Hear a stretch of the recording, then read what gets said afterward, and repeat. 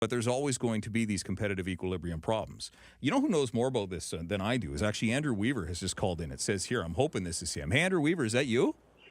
That is me. Thank you for taking my call. I was interested in the discussion. Yeah.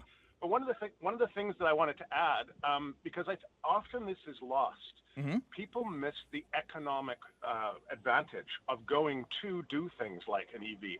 I don't know why anybody in the right mind would buy a gas-powered vehicle these days, because if you do a simple calculation and you 100% finance an EV, the financing cost is paid off through the savings you have every month, because you no longer have maintenance, you no longer have oil and filters, you no longer pay for gas, and you're using electricity at 12 cents or whatever per kilowatt hour.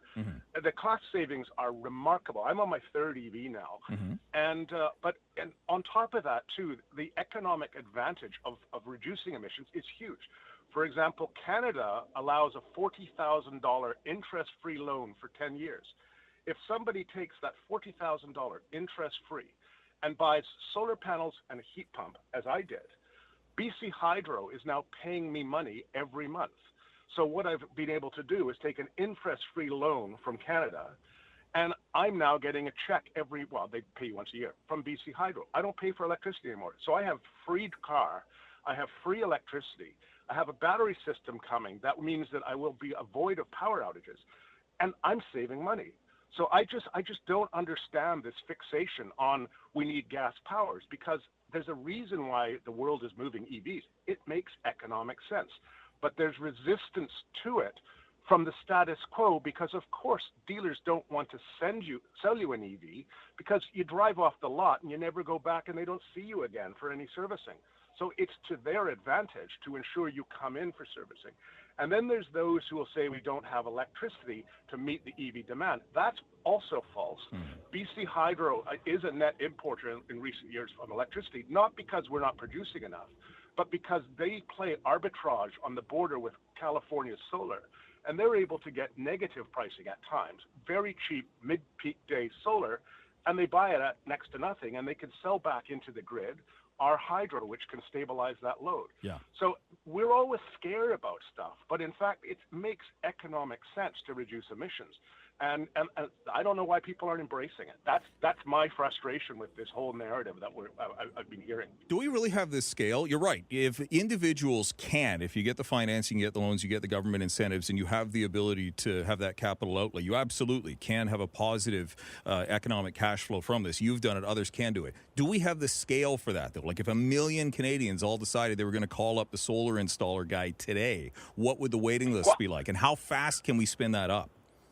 Well, it's all about an S-curve, right? So right now we couldn't, obviously, but and so early adopters like me and others are paying for the R&D. Prices come down with time, and more demand means more and more supply will meet it. So it's a transition. So obviously not everyone can do it today, but more and more people are being trained in this. These are great high-paying jobs. We're getting distributed power sources. It's just a matter of time. And if you look at the capacity of solar introduction to places like China, I mean, these are staggering levels of solar introduction that's ongoing. And China, we always say that China's not doing anything. Well, in fact, China is leading the way, and they also see the economic advantage to being first out of the gate, because everyone else has to buy your widget. And the reality is we have to deal with climate change. I don't like saying this publicly, but our civilization ain't going to make it out of this century unless we do, because it's a very, very serious problem. We're already at 520 or 530 parts per million equivalent. If we stop burning fossil fuels today, all the particulate matter in the atmosphere rains out. We bump up by 0.5 degree. Like, people have no idea how serious this problem is. And so we have to, if we want to survive as not as people will go on forever, right? But as these established civilizations where we have infrastructure built for the contemporary climate, we're moving to a place where we're not going to be able to insure anything. And as soon as you are not able to take out insurance on things, that's the beginning of a collapse of our economic systems, because we rely on insurance to ensure that we can hedge through faults. But insurance companies, as you can see with the reinsurers and the insurers, are step by step excluding more and more, as the costs go up. And when we get to that point, and it's not that far off, that we can't take insurance on our house because the risk of wildfires is too great. We can't get insurance for overground water because the risk of flooding is too great. This is really a serious problem. But so I just don't understand why everyone's thinking about putting bread on the table tomorrow. They're not worried about, the impacts of their today's decision making on tomorrow's society. But it's a big problem. And I just wish we'd spend more time talking about the benefits and less time talking about the negativity of actually transitioning to clean energy and non-emitting vehicles and things like that. 40% of our emissions in BC, fully 40% come from transportation.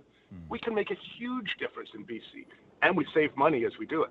So as I say that, as I'm driving I actually splurged out. I'm driving my Ford Mustang Mach-E, which is an EV, built in North America, right? So I supported Ford because they came out with an EV. I thought, that's what I'm driving, and I love it. And I can tell you, you put a Porsche beside me with their V8 engine or whatever, I can beat them 0 to 60 in 3 seconds on my car. It's a wonderful drive. So I just don't get why more people don't do it. Yeah, I think it's the scarcity of technology. We perhaps here in the developed world have the ability where, we could have EVs mass-produced and mass-bought. You're an example of that, whereas the entire world, if you look at everybody, and I know China's spinning up really fast. They might be what saves everybody in terms of having that technology produced at scale. But in terms of this, I find myself really skeptical that we could get to the point where we have the replacement number of vehicles for 100% at 2035. That's only 10 years from now, especially if the Americans aren't moving in tandem with us. So I didn't. I was involved in setting the ZEV mandate in BC. Yep. We were. What happened is overexcited politicians started one-upping each other. We didn't have that in BC. We had 2040 in the original Clean BC as the zero emission, the 100% date. That was ample time because the turnover time for the automobile is the average turnover time is 10, 15 years, and you replace it. So you needed a good at least 1.5 cycles of turnover to actually move that way forward. But what happened then is then Canada came up and said, we can do better than that, and then BC said we'll be better again, and it started pushing down to 2030. Well, of course, that's not possible. No. And that was never the intention. And I shake my head when I see this is the virtue signaling that comes out of people who aren't thinking about, how to implement. They virtue signal about what needs to be done, set targets that are impossible to make, and then lo and behold, we have to retract them. If we had stayed with our original target in BC and didn't try to outdo BC, we'd be well on our way. And California is basically in the same path as BC. And California is as big as all of Canada. Right, so they have a huge market, and other New England states are doing that too. Andrew Weaver, always a welcome voice on the program, climate expert. He knows a lot more about the climate than I do, so I always love to pick his brain on these things. Thanks for calling in. Anything else for now? Well, no, thank you. I really appreciate you having these discussions because they're really important for people to understand all sides of the issue. So thank you for doing it. Yeah, absolutely. Andrew Weaver, always a welcome